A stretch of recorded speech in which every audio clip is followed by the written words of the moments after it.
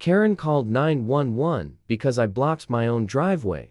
She had no idea I was the police chief over her area.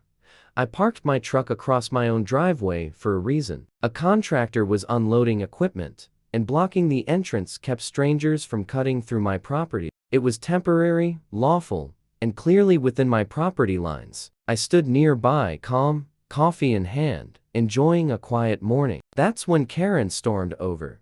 She didn't ask a question. She didn't introduce herself. She immediately demanded I move my vehicle, claiming it violated community safety rules. I replied calmly that it was my driveway, my property, and my decision. That answer offended her. Entitlement always reacts badly to certainty. She pulled out her phone and announced she was calling the police, loudly, for effect. Neighbors watched from porches. Karen wanted witnesses. I didn't stop her. I simply nodded and waited. Authority doesn't rush. It observes. She told the dispatcher that I was blocking access, causing a hazard, and refusing to comply. Every word was exaggerated. Every accusation was unnecessary. I stood still, hands visible, posture relaxed. Years of law enforcement teach you how to look non-threatening without looking weak. While she paced and complained, I reviewed the situation internally. No ordinance violated, no obstruction of public access, no emergency lane blocked, no probable cause. I let her finish. When she hung up, she smirked, convinced enforcement would handle me. I asked her politely why she thought calling 911 was appropriate. She said people like me only listen to authority. That statement stayed with me. It explained everything. Sirens approached slowly. 2 patrol cars pulled up, lights off. The officers stepped out and looked at me first. They recognized me instantly. I gave them a subtle nod. No words yet. Professional courtesy matters. Karen launched into her story, pointing, accusing, dramatizing. She demanded I be cited, towed, or removed. The officers listened patiently. When she finished, one officer asked a single question. Ma'am, do you know who this is? Her confidence wavered, just slightly. I remained silent. Calm silence carries weight.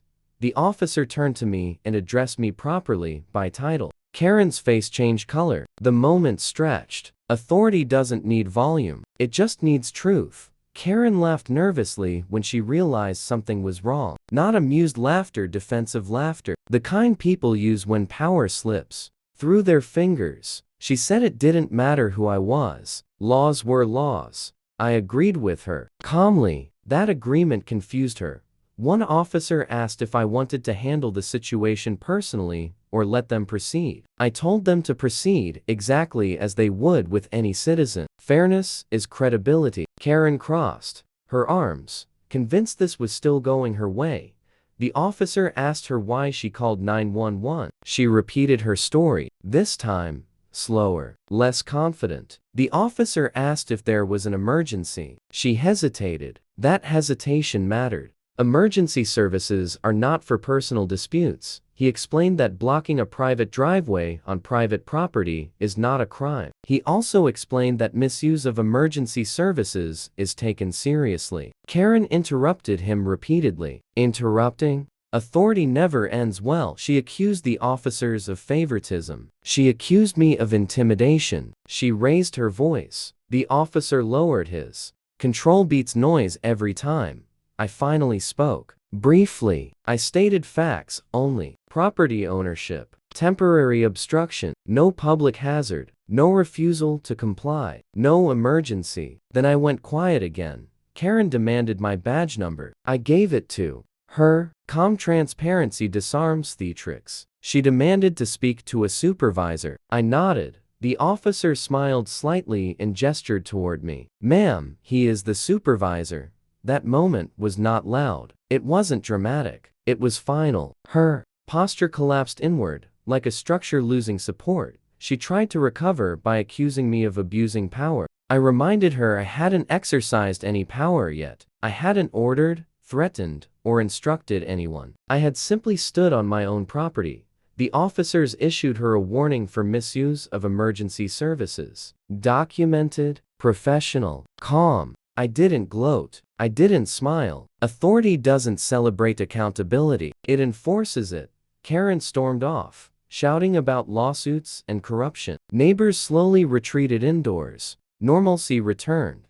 I moved my truck once the contractor finished. The driveway is cleared. The issue ended temporarily, but entitlement rarely learns the first time. Karen had just escalated herself into a paper trail, and paper trails favor people who understand procedure. 3 days later, a formal complaint arrived at my office. Karen had filed it herself. She accused me of intimidation, retaliation, and conflict of interest. The language was emotional. The evidence was non-existent. Still, it was logged. Process matters. I recused myself immediately. Transparency again. Internal Affairs handled it. I provided body cam footage, dispatch recordings, property records, and witness statements. Facts don't flinch under scrutiny. Karen, meanwhile, told neighbors she was taking down the police chief. She posted online. She embellished. She contradicted herself publicly. That mattered. Internal Affairs concluded the investigation quickly. No misconduct, no abuse, no violation. The report was thorough and unemotional. Karen didn't like that. She escalated again. This time, she contacted the city council, claiming unsafe policing in her neighborhood. That triggered a public review. I welcomed it. At the hearing, she spoke first. 10 minutes of outrage, accusations, dramatic pauses, no evidence. When she finished, the council chair asked for documentation. I spoke next. 2 minutes. Timeline, law, policy, evidence. Video clips played. Dispatch audio confirmed. The room changed. The council thanked me. They dismissed her claims unanimously. They also advised her publicly that misuse of emergency services carries penalties. She left early. Quietly, a week later, she received a citation. Not from me. From the system. She kept provoking. Fine. Mandatory education on emergency service use. She stopped looking at me after that. Authority didn't punish her. Process corrected her. Slowly, cleanly, permanently. The neighborhood settled into a new rhythm. Karen avoided confrontation. She avoided eye contact. She avoided phones, especially when frustrated. Lessons stick when consequences are consistent. Neighbors approached me privately. Some apologized. Others asked questions about their rights. I answered carefully. Education prevents abuse better than enforcement.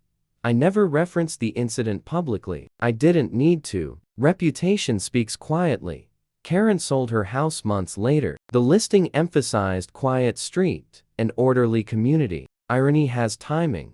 The officers involved returned to routine duty. No commendations, no reprimands, just professionalism. That's how real authority operates. I continued my role as police chief unchanged. Same standards, same expectations, same restraint.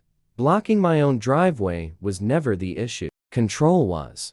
Karen wanted to demonstrate power. She chose the wrong arena.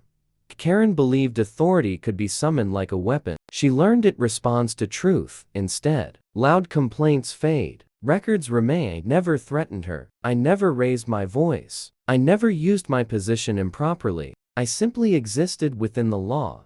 That was enough. Calm is not weakness. Confidence is not arrogance. Control is not cruelty. Authority is responsibility. She called 911 to win an argument. She ended up learning how the system actually works. And that lesson followed her long after the driveway cleared. That's slow revenge. That's real authority.